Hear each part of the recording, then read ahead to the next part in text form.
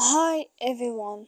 Today we'll talk about how to fix or how to solve Roblox location. To know how to fix or how to solve Roblox location, you should just go to settings.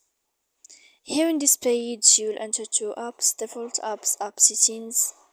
After that, in this list, you will search about this window of Roblox and you will enter.